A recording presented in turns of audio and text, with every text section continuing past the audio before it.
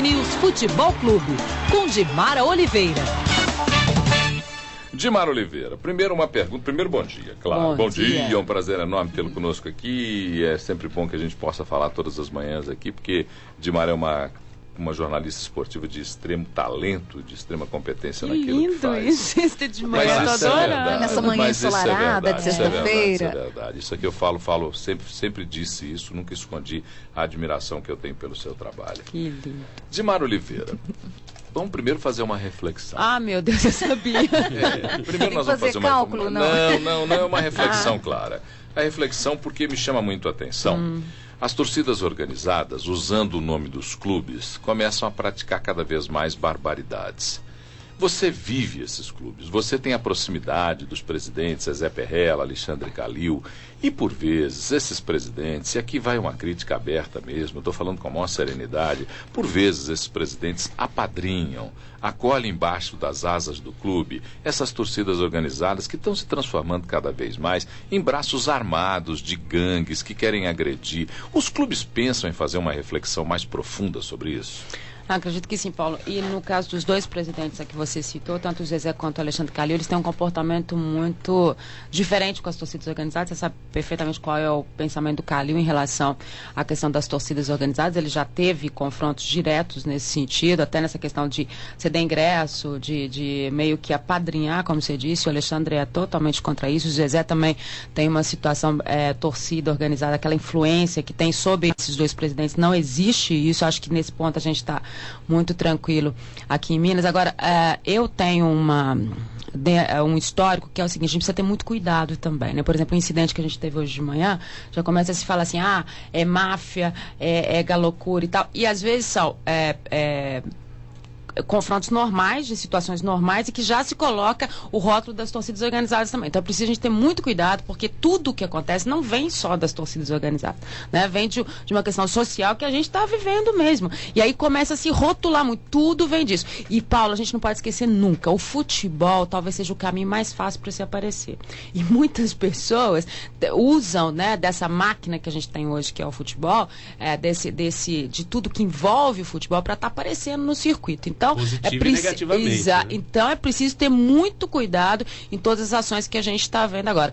Um tapa na cara, um não sei o que, já é torcida organizada. Então é preciso ter. Acho que a reflexão é muito maior, a discussão tem que ser muito maior, e o sentido disso tudo é outro. Você também, nesse trabalho bacana que você vem fazendo, apresentando essas situações da torcida organizada, você já viu trabalhos fantásticos da torcida organizada também, de filantropia, de outras situações. Então eu acho que a gente precisa, como tudo na vida, generalizar terrível. A única reflexão que eu faço sobre as torcidas, e sempre faço questão de... não adianta você ficar também entrincheirado e jogando só a pedra, né? É que nem, por exemplo, nós aí falamos de outros casos em que nos deixam indignados, e a gente sempre tem que olhar um lado e outro. Mas a reflexão que eu faço é o seguinte: se tem que existir, se vai existir alguém que tenha agremiação cultural, social, de luta ou de qualquer outra coisa, e que seja identificado com a marca de um dos dois clubes, ou Galocura ou Máfia Azul, porque não dá mais para separar. A Galocura pertence ao Atlético, a Máfia Azul pertence ao Cruzeiro. Não tem como você separar essa o nome está aliado. Está aliado. Então, pertence no sentido do pertencimento pleno mesmo, do da que associação. Eles dizem ser paixão. Da associação. Então, tem que se pensar em que essas duas agremiações... A imagem do clube, né? E essas duas agremiações devem ter identidade jurídica. Tem, claro, para existir elas têm que ter. Identificar cada um dos seus associados. Claro. Identificar de maneira clara. Mas o problema é que a gente já falou por diversas vezes, Paulo, é que você tem muitos deles que são realmente identificados como torcedores dessas agremiações, desse histórico de torcidas organizadas, mas você tem muita gente, porque o comércio deles é muito grande, que compra a camisa dessas torcidas, e aí a torcida fica com esse histórico e não tem nada a ver.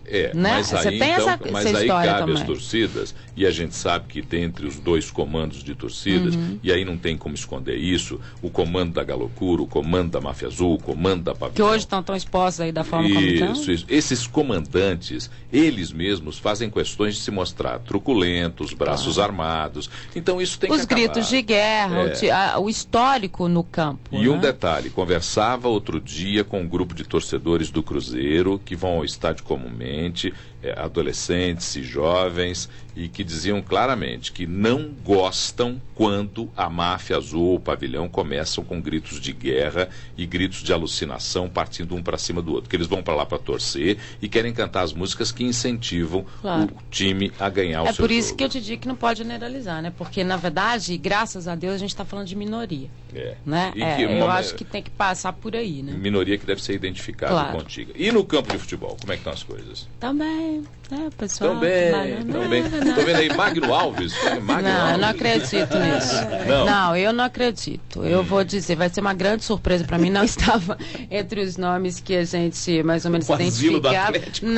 Não, eu prefiro não acreditar. Se for mesmo confirmado, para mim vai ser uma grande surpresa, porque o Atlético tem trabalhado e a gente mais ou menos tem noção dos nomes em que a equipe do Galo está buscando, o trabalho feito pelo Maluf, pelo Alexandre Calil, e eu não ouvi a citação desse nome. Se for, vai ser uma grande surpresa. Confirmado ontem o que o Calil já havia adiantado no Minas Esporte, a questão do Toró. E então aí eu acho que nessa fica faltando aí a confirmação do Jobson naquele contrato especial que ele deve fazer. O Atlético também busca um outro jogador para investimento, um meia que deve chegar por aí, e tem um outro jogador com um nome mesmo, uma outra situação, que daí não passa pelo Magno Alves, e que também o Atlético está trabalhando. Acho que nos próximos dias aí um zagueiro, mais um volante e um jogador de investimento podem estar nessa pauta do Atlético. Pelo lado do Cruzeiro, olha só, o Rafael Moura, depois daquele anúncio todo, daquela história toda, o Cruzeiro não quer mais porque pediu muito. O Dimas Fonseca acabou revelando que os direitos dele estão fixados em 8 milhões de reais, um salário mensal de 250 mil reais. Você vê como é que tá que situação, né? E é isso que a gente tem hoje nessa exposição. E o Rafael que teve esse, com todo o respeito que a gente tem ao jogador, mas um destaque nessa reta final de Sul-Americano.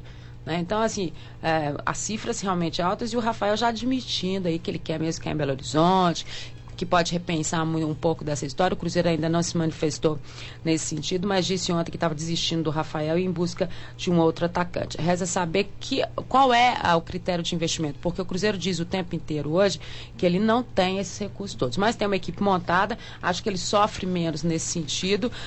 Ele tem aí para renovar o contrato do Leonardo Silva, que aguarda a resposta dele para segunda-feira, o zagueiro, o capitão da equipe. Eu acho que é importantíssima a permanência do Leonardo Silva. Então, o Cruzeiro, mantendo esse time, ele precisa fazer poucos ajustes. E ontem o Dimas acabou revelando também que no caso do Montijo, a torcida pode ficar mais tranquila. Por quê? Porque inicialmente, quando o Cruzeiro trouxe o Montijo, ele anunciou que ele tinha parte de um investidor. E na verdade o Cruzeiro comprou foi o 100% do jogador. Então, e depois ele negociou 20% dele, ou seja, o Cruzeiro tem 80% dele. Para qualquer lugar, qualquer situação que o Montijo esteja envolvido, a definição é do Cruzeiro, além dele ter o contrato. Então, isso acho que dá uma tranquilidade para a torcida, que fica sempre nessa expectativa. Hoje o nome dele aparece nas principais equipes europeias, todo mundo fazendo especulação em cima dele, então acho que isso dá uma certa tranquilidade. Lembrando que o Cruzeiro ainda está negociando com o Fábio, isso ficou para depois, para a volta dos jogadores, aquela ampliação do contrato do Fábio, para que o Cruzeiro tenha a tranquilidade de contar com esse goleiro, que é um ídolo da torcida, que faz esse trabalho tão bacana, e que o Cruzeiro quer ter ao seu lado. Então, acho que isso é muito importante. Ontem, pelo Sub-20, né, o Campeonato Brasileiro Sub-20, a vitória do Cruzeiro em cima do Atlético, devolvendo aí do campeonato estadual. 3-0. 3-0. Mas eu vou te dizer, Paulo, do que a gente viu do jogo das duas equipes, e se acompanhou também, a gente fica um pouco preocupado com essa base do futebol mineiro, porque, vou te dizer, difícil, os gols foram, obviamente, situações bem típicas, assim, mas você não viu desses meninos apresentarem nada, assim, que você fala assim, olha, chame a atenção, nada de criação, e que você pudesse dizer assim, olha, isso aí dá para puxar pro profissional, pode ser uma alternativa pro Dorival, pode ser uma alternativa pro Cuca. Eu acho que foi um pouco decepcionante, a gente esperava mais do clássico. Também tem aquele fator emocional, porque Cruzeiro e Atlético jogando, seja onde eles estiverem, por qualquer campeonato. E valendo uma vaga na final, né? E valendo uma vaga da forma como estava valendo, em termos de semifinal, acho que pesou um um pouquinho por aí. Lembrando que o Cruzeiro vai enfrentar, então, o vencedor do confronto entre Vasco e Coritiba na semifinal do torneio. E a outra final vai ser disputada entre o Palmeiras, que derrotou o Ceará, e Goiás ou Vitória. E aí a sequência desse campeonato sub-20. Agora, a gente que gosta também de falar um pouquinho de futebol internacional. O que aconteceu? Hoje é o sorteio das oitavas de final da Champions. Da Champions League, que parece que alguns confrontos que já aconteceram, que ano passado foram um sucesso absoluto. Inter e Bayern de Munique, olha que bacana. Lá. Roma e o Shakhtar Donetsk, o Milan e o Tottenham, o Lyon e o Real Madrid, olha só a hora do troco. Essa é a hora do troco, vem acontecendo direto, né? Arsenal e Barcelona, também jogão. O Olympique e o Manchester United, acho que facilitou um pouquinho pro Manchester aí. E o Copenhague e o Chelsea, esses são os confrontos das oitavas de final da Liga. Facilitou pro Chelsea também. Facilitou um pouquinho. Então a gente vai ter, lembrando que a Bandeirantes transmite os jogos da Champions e o pessoal vai poder estar acompanhando tudo com a gente por aqui. Acho que ficou bacana, né? Ficou bacana. Tem bastante Vão ser jogos muito bons e o que promete depois cruzamentos, porque depois aqui vem os cruzamentos das vitórias que vão ser interessantes. E lembrando que todo mundo que terminou em primeiro lugar no seu grupo faz o segundo jogo em casa, claro, na vantagem normal que se tem em termos de Champions League. Ou seja, a gente pode dizer assim, o futebol continua movimentado mesmo nessa reta final aí. Lembrando que os jogos da Champions vão acontecer nos dias 15, 16, 22 e 23 de fevereiro, nos dias 8, 9, 15 e 16 de março. Perfeito. Dimar Oliveira, que esteve conosco, agora corre e vai para Band Minas, porque lá na Band TV. Aí às vezes vai falar de todo mundo. Será que veio o Magno Alves? Faz o Minas Esporte a partir das 12h30. Tchau, Dimar. Bom dia.